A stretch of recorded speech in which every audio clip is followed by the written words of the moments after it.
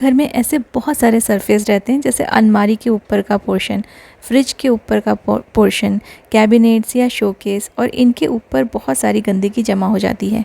Dusting तो हमें रोज़ करना ही है, लेकिन कुछ कुछ चीज़ें हम ऐसी रख देते हैं अपने इन फर्नीचर्स के ऊपर या सरफेस के ऊपर, जिससे कि वो जिस पर्पस के लिए यूज़ किया जाना चाहिए वो उस पर्पस के लिए यूज़ नहीं होता है, और सिर्फ छोटे छोटे ये सामान हम लोग रख के उसे बहुत गंदा कर देते हैं।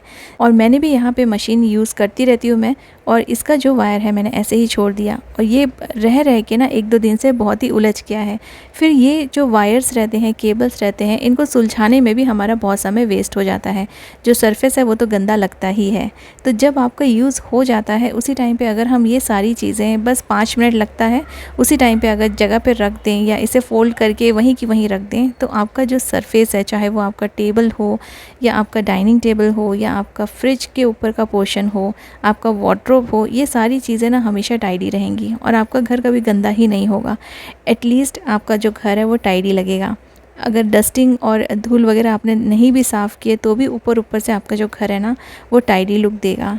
ऐसे सब चीज़ों से हमारा घर गंदा दिखने लगता है, और नया घर होने के बाद भी वो धीरे धीरे से पुराना लुक आने लगता है उसमें। इन सब चीज़ों को समेट के रख रही हूँ और फिर आपको दिखा रही हूँ। इसका जो डिफरेंस है आपको खुद ही पता चल जाएगा कि पहले ये किस तरह से रखा हुआ था और उसी सामान को मैंने वहीं पे रख दिया है, कुछ चीज़ें हटा दी हैं, तो ये कितना अच्छा साफ़ सुथरा लुक दे रहा है।